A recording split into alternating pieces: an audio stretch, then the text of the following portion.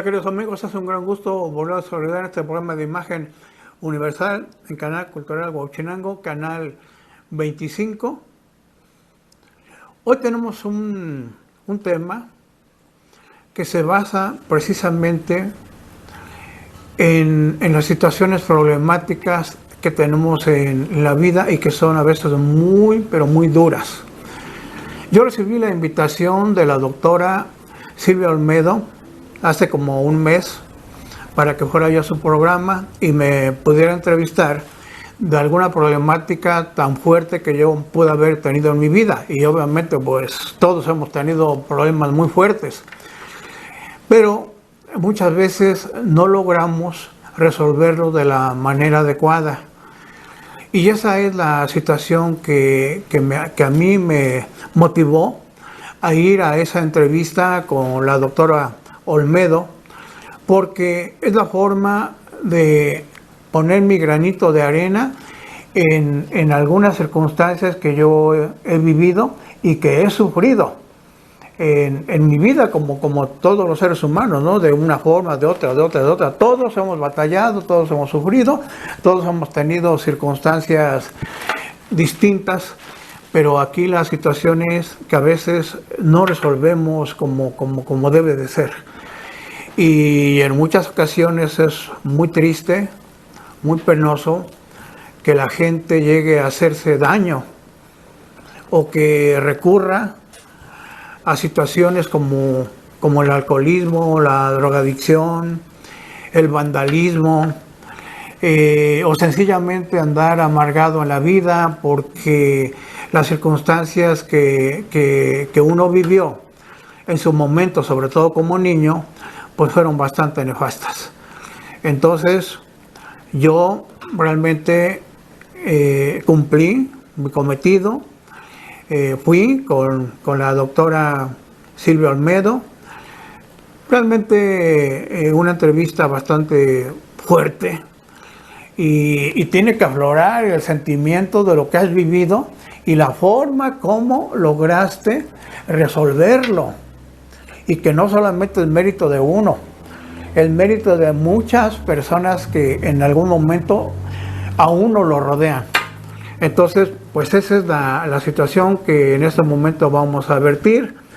Y agradezco de todo corazón en este momento que la doctora Silvia Olmedo me haya invitado y que me haya recibido en su programa que se llama Caras vemos, problemas no sabemos.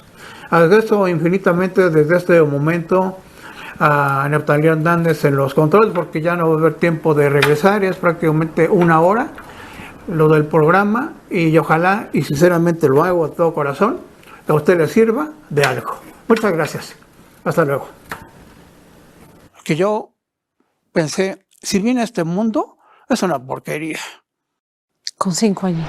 Es mucho más fuerte lo que sucede después que el mismo acto.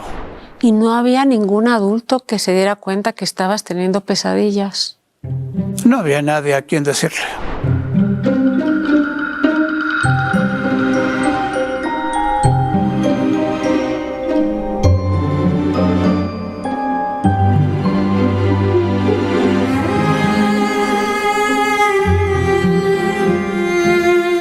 Bienvenidas y bienvenidos a Caras Vemos, Sufrimientos. Recuerda que este programa, su objetivo es educativo y documental y lo que muestra son testimonios de superación.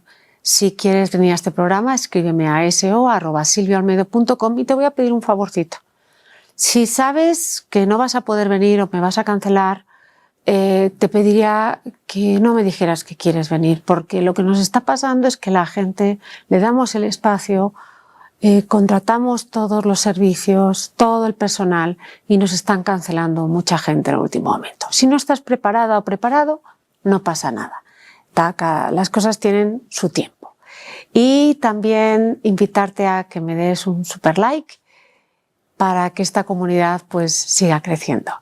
Y hablando de testimonios de superación, Enrique está con nosotros, ahora es abogado, además es un artista, pero tiene la valentía y la generosidad de compartirnos lo que fue una historia de terror de su infancia, ¿verdad, Enrique? Muchas gracias, doctora, porque luego también les decimos doctoras a las licenciadas, ¿no? Cuando pues, mi hijo es fisioterapeuta, también le dicen doctor y ya se acostumbramos en algunas situaciones Bueno, en Silvia, México. me puedes llamar incluso. Yo sé que a los 5 años a usted le pasó algo terrible, pero ya el trato que le daban sus padres... Yo quisiera contar una historia maravillosa, pero lamentablemente no puedo, porque cuando uno es pequeño, no en todos los casos, desde luego, pero en algunos hogares existe mucho descuido de cuidarnos a los pequeños. Entonces yo hubiera querido que hubiera llegado un Superman, ¿no? Que fuera mi papá y que dijera, no, yo te llevo en mis brazos porque no quiero que te pase nada. No, hay que estar al tanto, ¿no? De uno. Lamentablemente no fue mi suerte.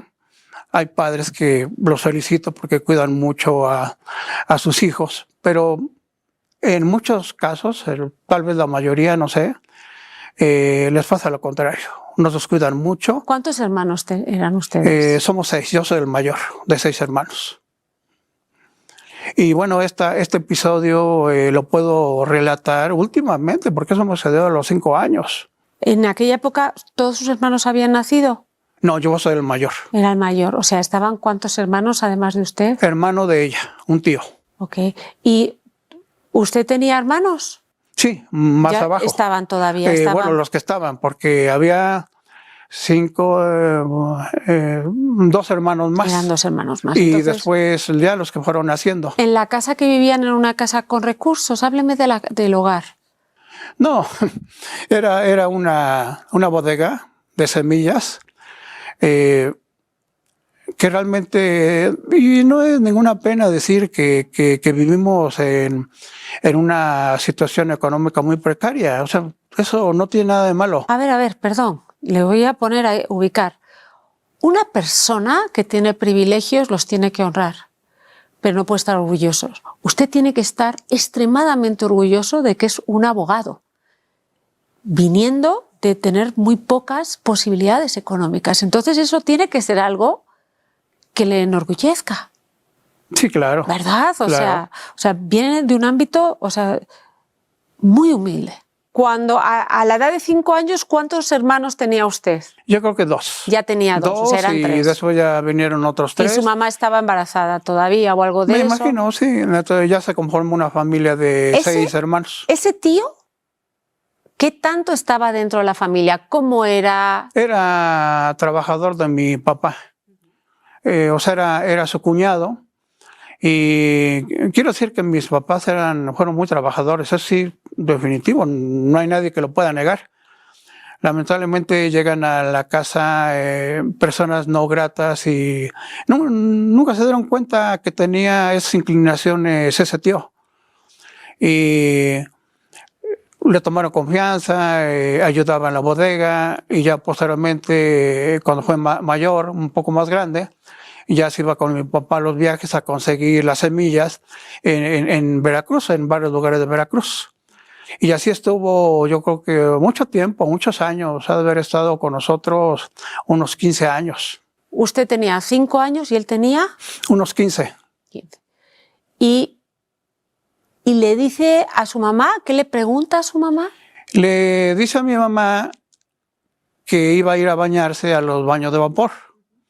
Son como el sauna. Y que si le permitía que yo lo acompañara. Yo, un niño de 5 años. ¿Y qué eran las saunas en aquella época? ¿Qué se suponía que la gente sabía de los baños de vapor? Bueno, en realidad en aquel tiempo había 2 baños de vapor donde la gente, pues para tal vez que se limpien los pulmones, que tengan un baño calientito, así salía el vapor de los tubos. Y acostumbrábamos, bueno, yo de más grande también fui a los baños, pero desde hace mucho tiempo, señores, señoras, que cada quien obviamente agarraba su rumbo, mujeres, hombres, y a veces había también baños individuales. Entonces, era algo que su mamá conocía, pero no era algo necesariamente malo, ¿no? No, o sea, era bueno para la salud. ¿Y usted tenía buena relación con su tío? ¿Con mi tío? Sí, se llevaba bien, jugaba con él. Pues en realidad es una situación, digamos, muy dada a una cuestión de parentesco y de que yo sabía que él era un trabajador de mi papá. Pero más allá, pues... Nada más, o sea, no era bueno con usted o ni jugaba con usted ni nada. Ni bueno ni malo, o sea, no era, para mí era una persona que yo lo consideraba un trabajador y que yo sabía que él tenía que dedicarse a sus deberes y yo todavía no iba ni a la primaria. O sea, tenía yo 5 años, ¿sí? Y entonces un día viene, habla con su mamá y le dice... que si le permite que yo lo acompañe a los baños de vapor.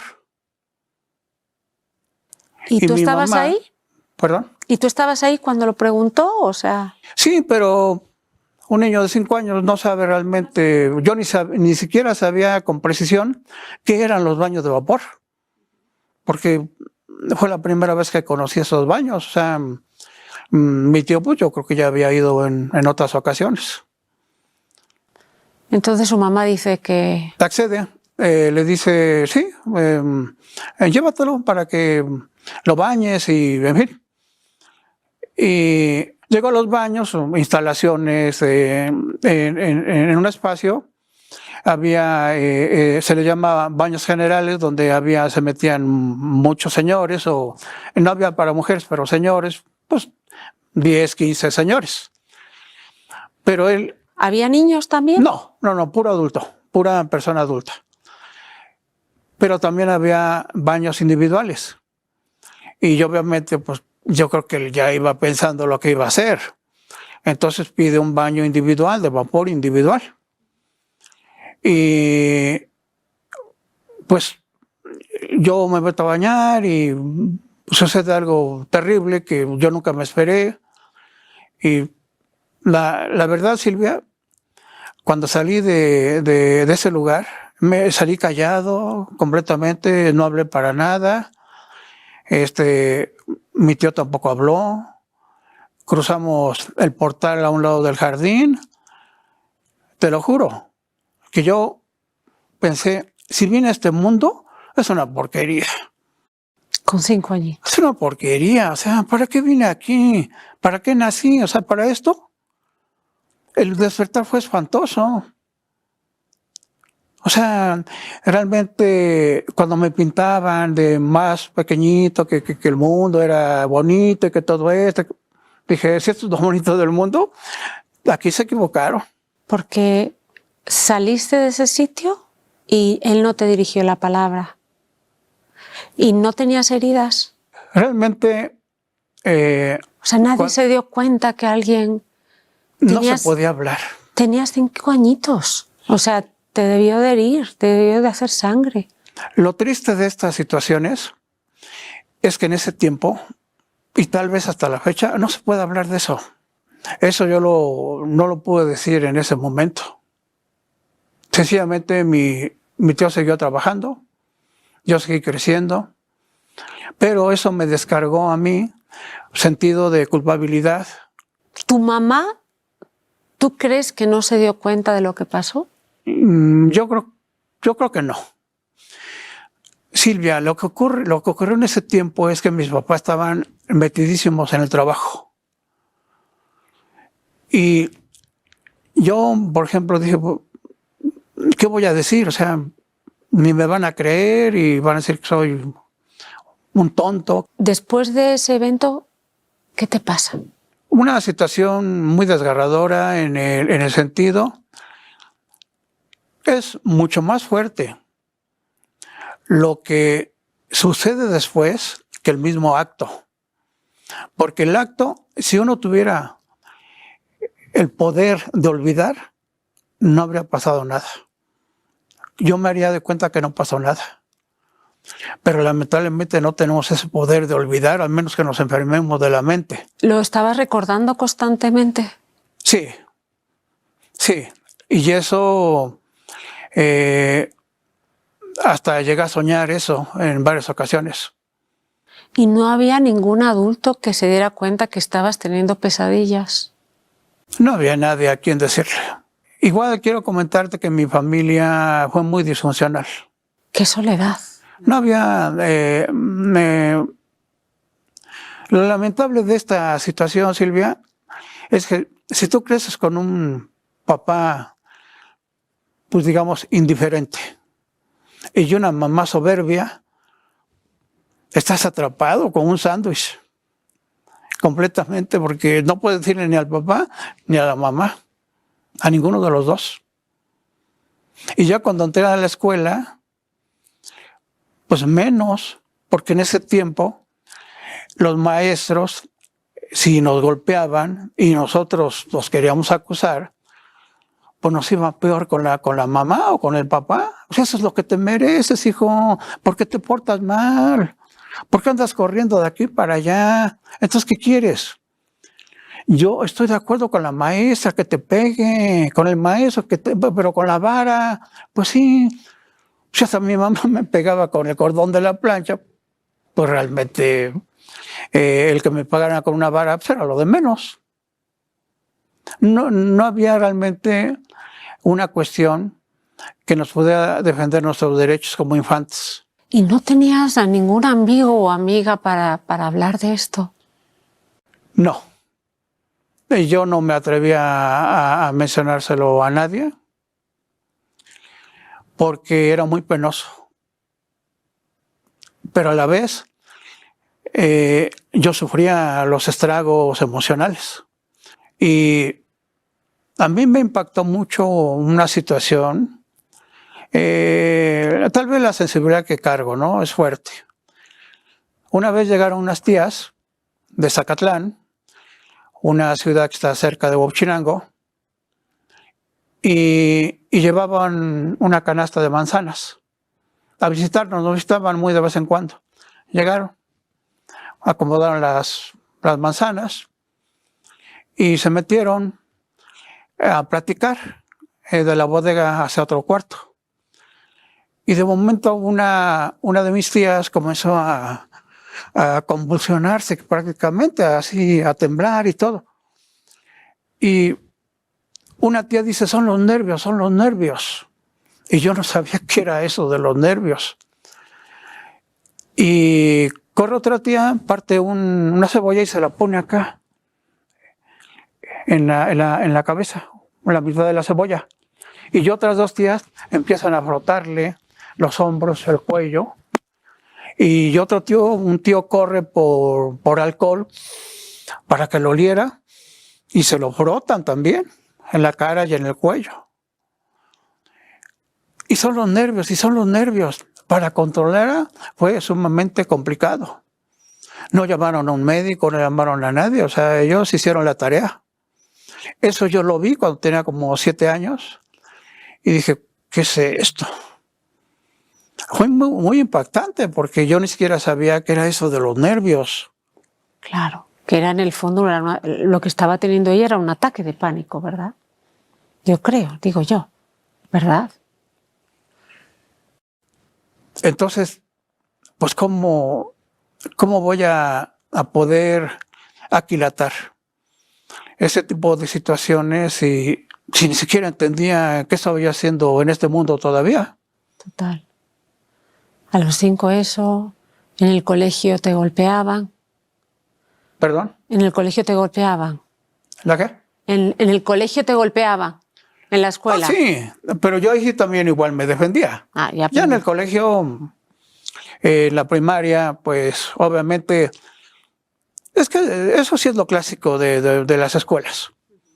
Antes no se llamaba bullying porque no existía ese concepto, pero pues las burlas, el mayor se encajaba del menor y así. ¿Tú en paralelo lo veías a ese tío todo el rato? Sí. Todo el rato. Sí. ¿Y intentó algo más otra vez? No, ya no. Pero, bueno, me da mucha pena decirlo. Lo intentó con mi hermana. Afortunadamente no lo logró. Y después violó a varias de sus hijas.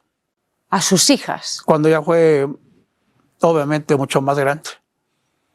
Yo no sé si esto sea una enfermedad. ¿Está vivo él? Sí. Yo no sé la verdad cómo no está en la cárcel, ¿eh? O sea, como, bueno, yo era un niño y todo, pero, por ejemplo, mis primas, ¿no? Que se dio eso con Yoko cuando eran chiquillas y nunca lo denunciaron. Pero yo creo que a muchos sujetos de esta naturaleza andan sueltos. Eso es lo que a mí me preocupa, Silvia. Andan sueltos. Es terrible. O sea, ¿por qué, no? O sea, estas cosas suceden así. Yo sé que hay mucha maldad en el mundo, pero también hay personas buenas. También hay personas muy valiosas. Que yo me he encontrado personas, pero que de verdad, pero muy valiosas en mi vida. Y que me han equilibrado en mi cuestión emocional. Y más o menos he tratado de tomar esos ejemplos. Claro. Ahora, una de las frases favoritas de mi mamá, lo digo con todo respeto porque ya falleció mi mamá y mi papá, no es el afán de criticarlos, porque a lo mejor es el mundo que vivieron también en su familia anterior, yo lo puedo llegar a entender. Pero su frase principal para conmigo era, eres un inútil. Todo el tiempo me lo dijo, todo el tiempo. Eres un inútil. Oye, eres un inútil. Fíjate, es inútil, se hizo abogado. Qué inútil, ¿verdad? Sí. Oye. Entonces yo lo que quería era irme ya. Entonces tuviste una infancia en el que primero ¿no tenías miedo que ese señor se lo hiciera a tus hermanos también o a tus hermanas? Claro, conforme fui creciendo y en una ocasión mi hermana me mencionó que quería hacer lo mismo con ella. Dice, pero yo no sé cómo me le pude escapar y no se pudo. ¿A qué edad te das cuenta lo que ese señor había hecho? ¿A qué edad lo dimensionas? Yo creo que bien con conciencia, como a los 9 años. Ya bien con conciencia, bien. Que yo dije, esta persona es un enfermo. O sea, ¿cómo puede andar suelto? Pero, ¿qué iba yo a poder hacer a esa edad? Eras un niño. Y cuando mi hermana me platicó esto, yo la comprendí totalmente. Digo, qué bueno que no sucedió eso contigo, hermana. De verdad. Qué bueno. Sí. Pero él creció, un día dejó de trabajar con mi papá, se casó, tuvo sus niños, sus niñas, y cometió... Con 2 de ellas, ¿no? 2, 3, no sé exactamente cómo, pero sí. Pues si tiene nietos o nietas, seguro que lo va a intentar con los nietos, prácticamente. Es probable. O sea, si todavía tienes relación con tus primas... Y yo relación con... No. O sea, no. Pues si ven este vídeo, que seguro que lo van a ver, que sepan que si se lo hicieron a ellas, se lo van a hacer a sus nietos, a sus hijos. Este sujeto se fue a vivir a otro lugar. Bueno, pero hay una visita familiar, las Navidades. No, jamás. ¿Con sus hijas, no? No hay una conexión prácticamente con nadie, ¿eh? No, ¿verdad? ¿Cómo fue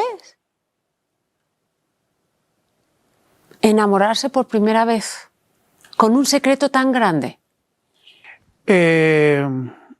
Tuvo 2 polos.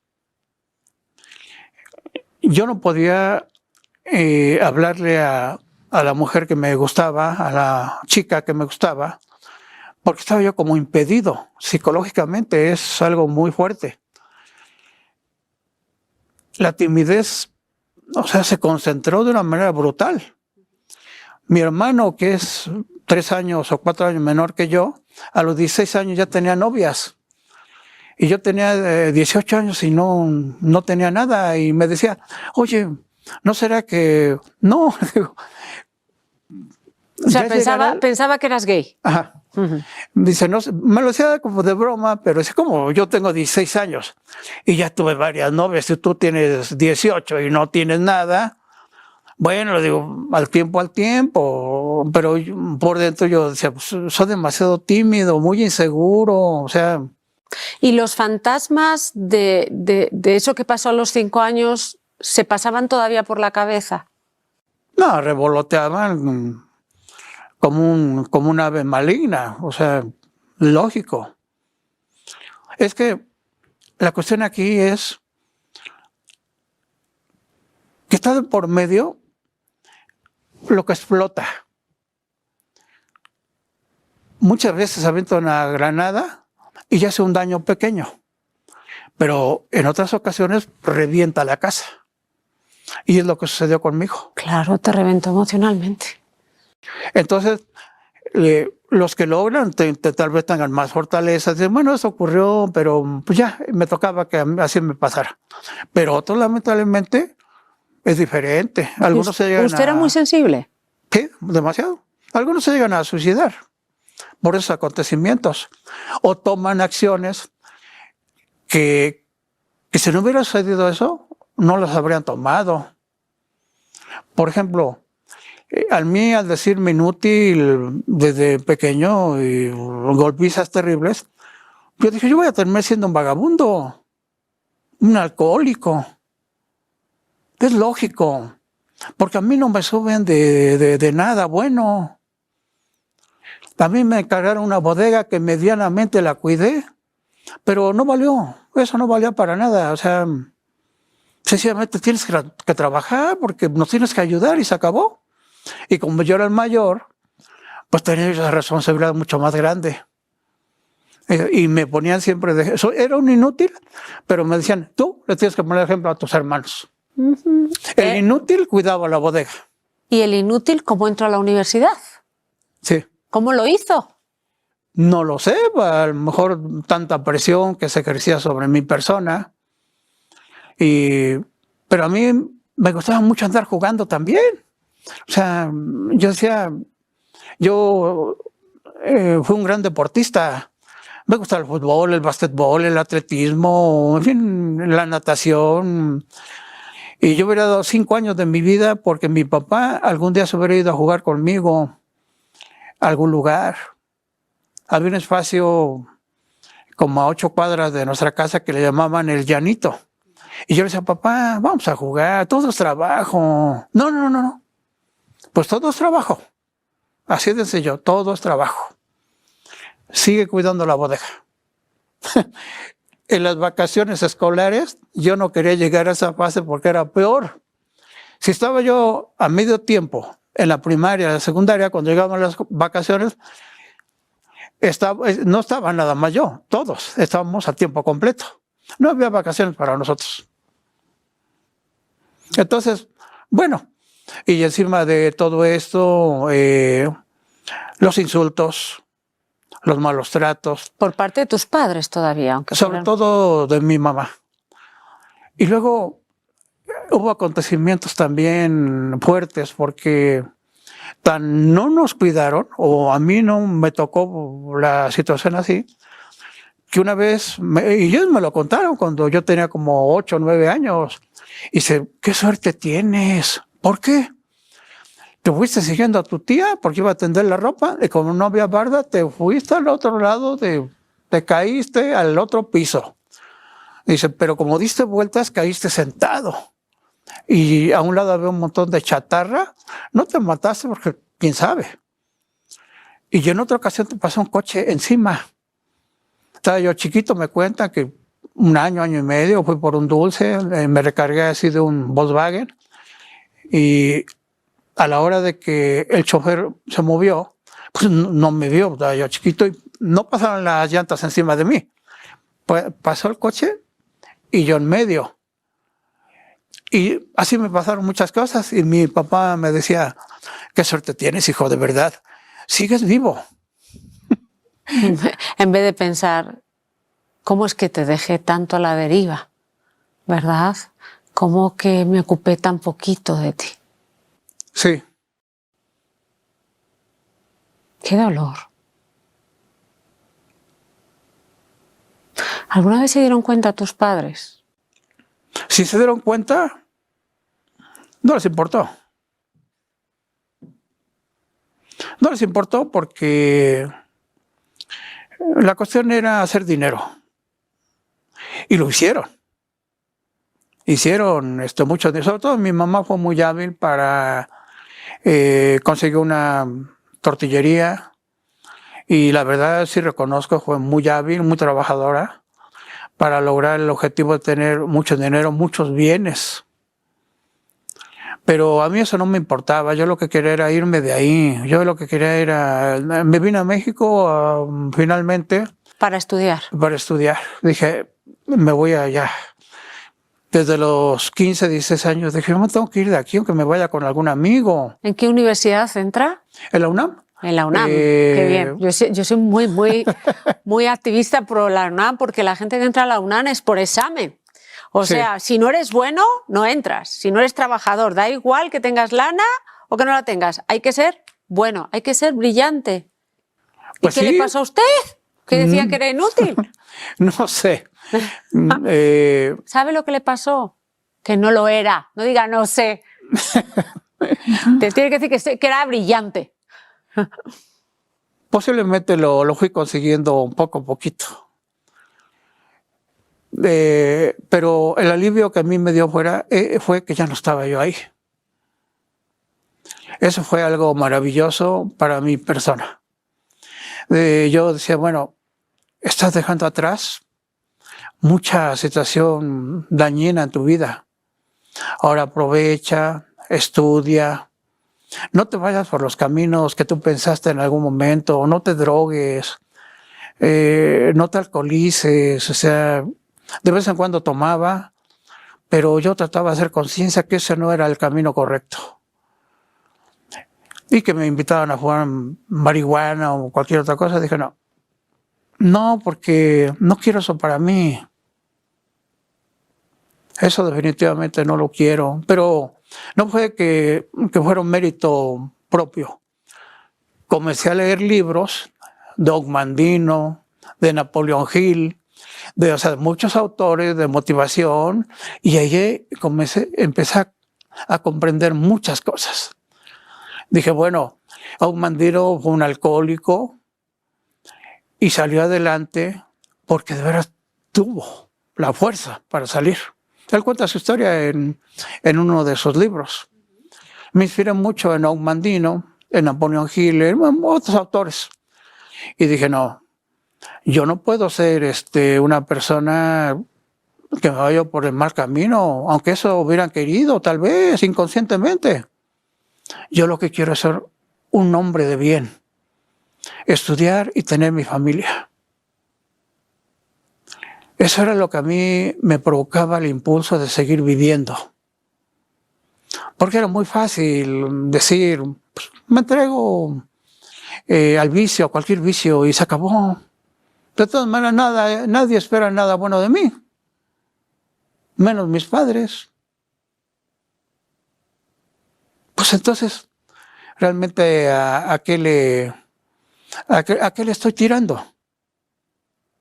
Pero yo dije, no importa que las demás personas no esperen nada de mí. Yo espero de mí algo. Yo. Ya no me va a importar si las demás personas se decepcionan de mí, me voy a decepcionar yo mismo. Entonces, ¿dónde quedó lo aprendido? O sea, tampoco me voy a traumar toda la vida.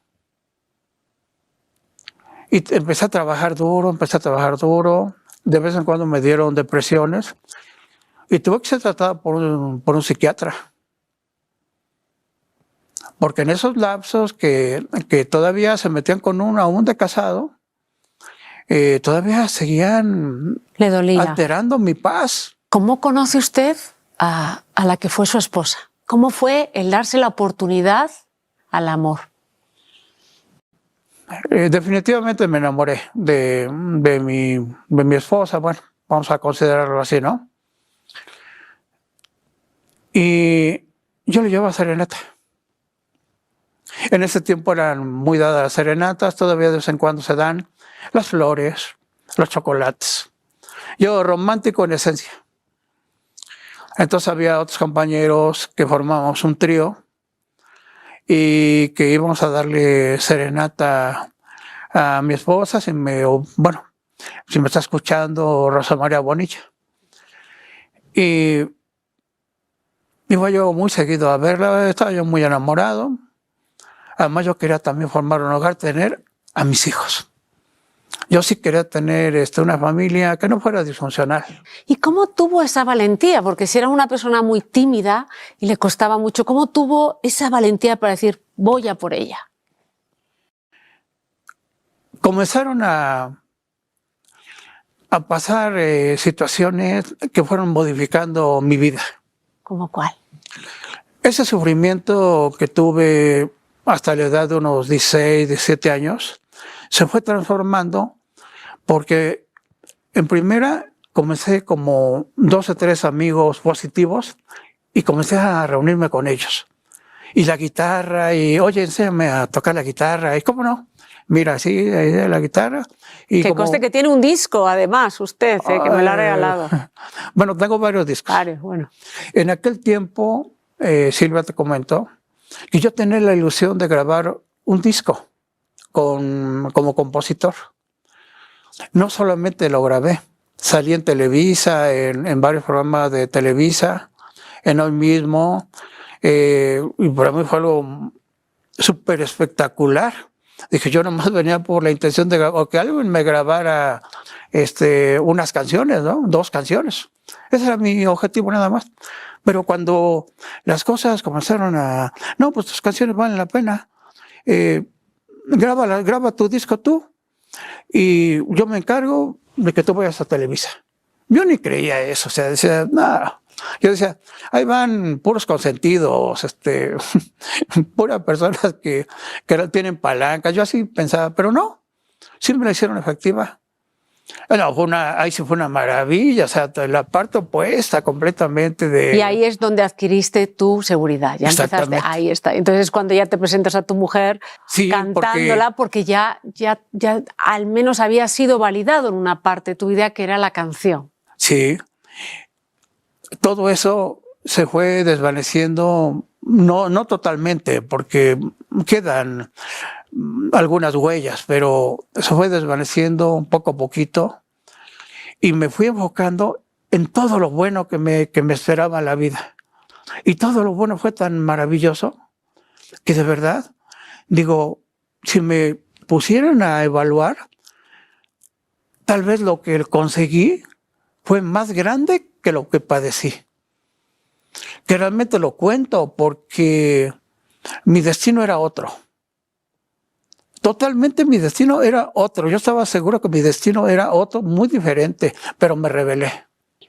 Y le puso trabajo y le puso intención, atención. Entonces, ¿se enamora? Me enamoro, sí. ¿Tiene unos... ¿Cuántos hijos tiene? 3 hijos, maravillosos. ¿Y le dedica usted el tiempo a sus hijos? ¿Cómo fue usted como padre? Todo el tiempo. O sea, si yo ya traía esa cuestión materna, pues soy signo cáncer. Si yo ya tenía esa cuestión materna de paternar, de proteger, proteger a mis hijos, y con lo acontecido, pues con más ganas, ¿no? Yo sí llevaba a mis hijos cada 8 días a jugar fútbol, digo aquí, dele vuelo, fútbol, básquetbol, y de aquí nos vamos a cenar a un buen restaurante, y se llegan a bañar, y al otro día a la escuela, y todos los domingos sin falta. Entonces nos entregamos completamente a nuestros hijos también. Los dos, ¿verdad? Mi esposa se entregó. Una gran mujer que de verdad anclamos en que eso es lo que queremos en la vida, tener una gran familia. Y bueno, se logró con mucho esfuerzo.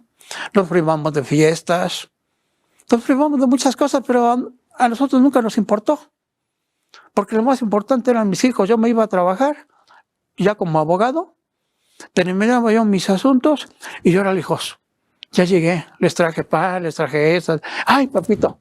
Y me abrazaban como si tuviera medio año que no me hubieran visto. ¡Qué bonito! Y tenía 5 horas que yo me había despedido de ellos.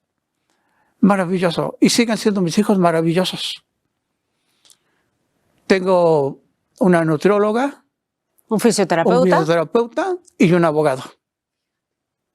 Maravillosos, de verdad. Claro, como todo. Como en todas las familias. Lógico, o sea, no estoy diciendo perfectos. No, ni pues los obviamente. ¿Ellos sabían lo que le había pasado a usted en la niñez? Se los platiqué con el tiempo. ¿A qué edad? Ya grande, como a los 40 años. ¿Cómo lo hizo para contárselo? ¿Cómo? Porque eso debe ser también una experiencia muy dolorosa para un hijo, saber que su padre ha sufrido tanto. Primero los cuidé mucho. Igual su mamá los cuidó mucho. De acercamientos, porque me decían, papá, ¿nos das chance de hacer una pijamada? No. Para nada, no. No, para nada. No es que va a estar el papá, no. Menos, no. Yo le tenía desconfianza a todo el mundo. Y creo que tenía yo razón. No, lo siento mucho, hijo o hija. No, de ninguna manera. Nunca permití que fueran a hacer sus pijamadas. Digo, cuando ustedes ya estén grandes, ya puedan hacer lo que quieran, siquiera cumplan sus 18 años. Pero no, de niños no. Lo siento, pero ¿por qué? Algún día se los contaré. Pero no, de momento no. Y bueno, pues se enojaban, lógico, niños. ¿Pero por qué, papá? Va a estar mi primo tal, mi prima tal, y no pueden ir. ¿Y su mujer no le cuestionaba? A ella sí le comenté en un momento en que estuvo muy susceptible, porque me decía, tú no eres muy amoroso. O sea, sí te quiero y todo, pero casi nunca me abrazas. Yo me sentía como maniatado, ¿eh? Digo, bueno, no sé exactamente qué pasa, pero te voy a contar algo. Y le conté. Dije, pero ¿eso qué tiene que ver conmigo? Digo, nada, pero me siento como impedido, o sea, no sé qué pasa. No me creía, o sea, pensaba que a lo mejor yo estaba perdiendo el interés por ella, pero no era eso. O sea, siempre fue así, ¿no? O como muy despegado físicamente. Sí. Poco afectivo físicamente, sí. ¿no? El amor solamente se lo daba a mis hijos, eso sí. Era, no sé si es algo psicológico, tú Silvia lo sabrás, pero ese amor lo desbordé con ellos. O sea, mi amor era contemplado en que yo luchaba con todas mis fuerzas para que no les faltaba nada, pero mi esposa también trabajó mucho, porque ella es jubilada de jardín de niños. Entonces también recibía su dinero y lo compartíamos para tratar de que nuestros hijos tuvieran una vida lo mejor posible. Pero no solamente la cuestión de llevarlos a buenos colegios, sino que tuvieran una vida de calidad en la cuestión moral, de valores, que no se anduvieran riendo de la gente, que se defendieran cuando era justo, pero que no abusaran de la gente, en ningún sentido. Entonces logré un gran propósito. Junto con mi esposa logramos un gran propósito. No son hijos que se aprovechen de la gente, al contrario, los ayudan, los estimulan. Y digo, es triste, eso yo lo hubiera querido también para mí. Pero ni hablar, ¿sí? El tiempo pasa y hay que conformarse con lo que nos tocó, al final de cuentas. Después de que su esposa le dice eso, ¿qué siente? ¿Un alivio o siente que no le ha entendido su esposa por todo lo que pasó? Sentí un poco de alivio, pero no se quedó muy, o sea, me creyó, pero ella no se quedó muy convencida que por eso yo no fuera amoroso, cariñoso. Dice, es que tú todo lo viertes en tu lucha, porque de veras les das muy duro a tus cosas. Cuando yo no tenía clientes como abogado, eso no me impedía ir a trabajar, porque yo me iba a vender ropa, me iba a vender balones de fútbol, o sea, yo nunca estuve inactivo. A veces escaseaban los clientes y decían, no pasa nada, con el dinero que tengo guardado, me voy a comprar mercancía y me voy a los tianguis y me voy a vender. No pasaba nada. Y luego alguien por ahí me decía, Lick, ¿tú vendiendo balones? Y yo decía, ¿qué es preferible? ¿Que yo venda algo que no me avergüence? ¿O que yo ande haciendo o ande robando? ¿O le robo a mis clientes? Algo vergonzoso. ¿Qué tiene de malo? Estoy sobreviviendo con algo que para mí es totalmente honrado. No pasa nada. Nunca me afectó eso. Jamás. Jamás me afectó. A ellos les afectaba, a lo mejor, porque decían, ¿cómo? El abogado, y hasta da clase en la universidad, y yo ahora estaba aquí vendiendo balones de fútbol en un tianguis. ¿Y qué? ¿Qué es lo malo? ¿O cuál es la situación en que yo me debería sentir mal? O sea, es algo que de veras uno lo madura porque va uno viviendo muchas cosas. Y como un ejemplo muy básico que quisiera comentarte, y que yo lo he platicado en mi programa de televisión. Vamos a suponer, no digo que todos, pero vamos a suponer un padre que tiene mucho dinero y que muchos de ellos acostumbran a comprarle lo mejor a sus hijos. Que el carrito de 12,000 pesos, que esto, que el otro, y el niño, como se acostumbra a que todo le dan, pide y pide y pide y pide. Y cuando sus antojos realmente no son complacidos, comienzan a rebelarse porque sí, ya no la les rabieta, dan. sí, sí. ¿Y qué pasa con la parte opuesta? Con el papá que solamente tiene un trabajo humilde, que gana poco y que le dice, hijo, solamente te puedo comprar un patín del diablo de madera. Y el hijo, ¿qué hace? Gracias, papá. Y lo cuida, porque sabe que es lo único que tiene. Total, es verdad. Y los otros lo más acostumbra totalmente. E incluso haces algo muy peligroso, que es destruyes su capacidad de superación, su motivación, y haces personas como mínimo vagas. Vagas y sin valorar lo que han hecho sus padres por él o por ella. Qué interesante y sobre todo qué lección de vida me está dando usted, Enrique. De verdad, qué bonito. Esto es una clase de ética y de valores que tendríamos que tener todos, porque está hablando de algo mucho más profundo, que son de los valores y la ética que tendrían que ser los que marcan la dirección de nuestra vida. Con su mujer, me dijo que se separó. Yo creo que una parte de rompimiento cuando ella alcanzó su jubilación y que yo también la llegué a entender con el tiempo. Comenzó a pasear mucho, a irse a muchos lugares. Lo que no hizo tal vez en aquel momento, pero yo me conformaba. Dije, entonces, un día me dijo, porque yo le empecé a decir, bueno, sales demasiado, ¿no?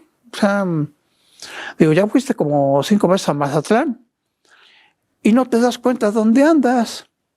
Me dices que es la primera vez que vas a llevar como 5 veces, pero bueno, ¿y eso qué? O sea, y un día me dijo, ya me jubilé. Digo, ya lo sé, tengo 3 años que te jubilaste.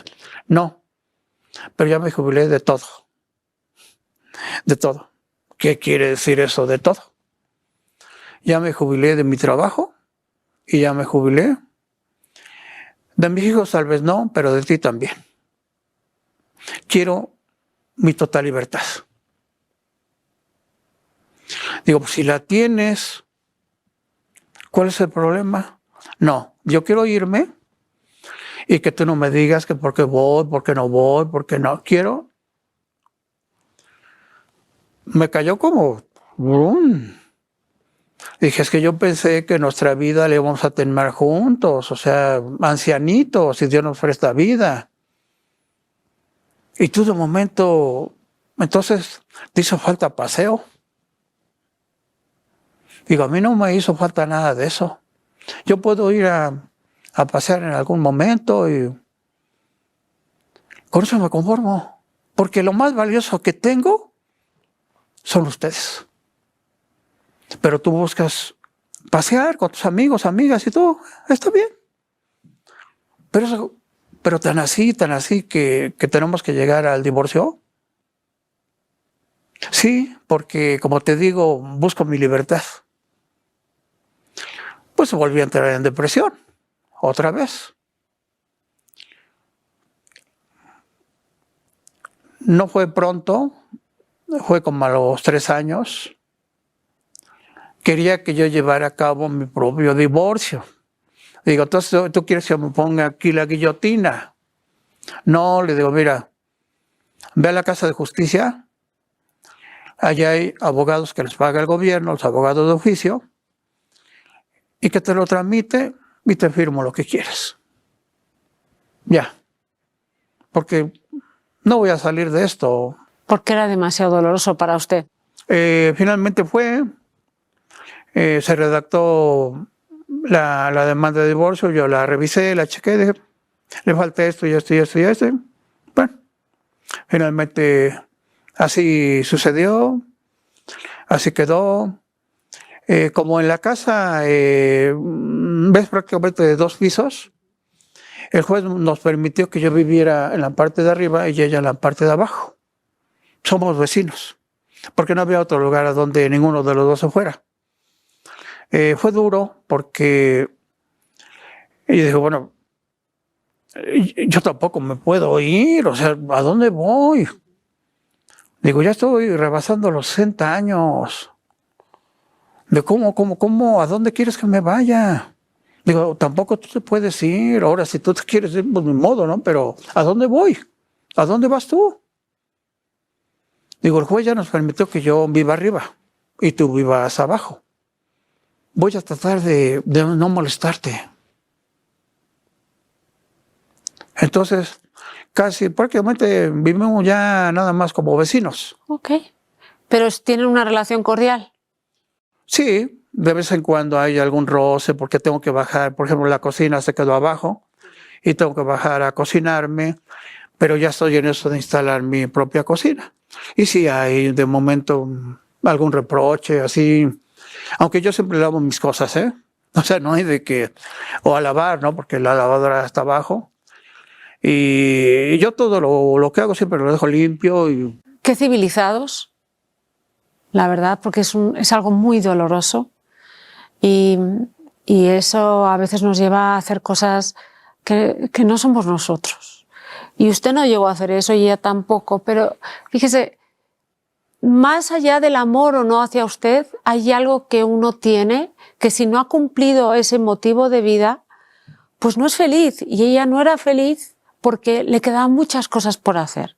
Y una de ellas, que le pasa no solo a su exesposa, sino a muchas mujeres, es, ya di la vida a todos, ahora quiero tener mi propia vida, nadie más, ¿no? Y es una situación que uno tiene que entender y no quiere decir que le rechace a usted. Lo que quiere decir es, quiero mi vida, mi vida. No tener explicaciones, no quiero padres, no quiero esposos, no quiero hijos, ya cumplí mi labor. Y ahora me quiero disfrutar yo. Entonces es entendible. Y qué doloroso es para usted. Pero aún así, qué manera tan caballerosa de hacer las cosas. Lo entiendo, finalmente lo entiendo, Silvia. Me costó mucho trabajo entenderlo, pero lo entiendo. Pues cuidado, porque aquí hay muchas mujeres que está soltero ahora, ¿no?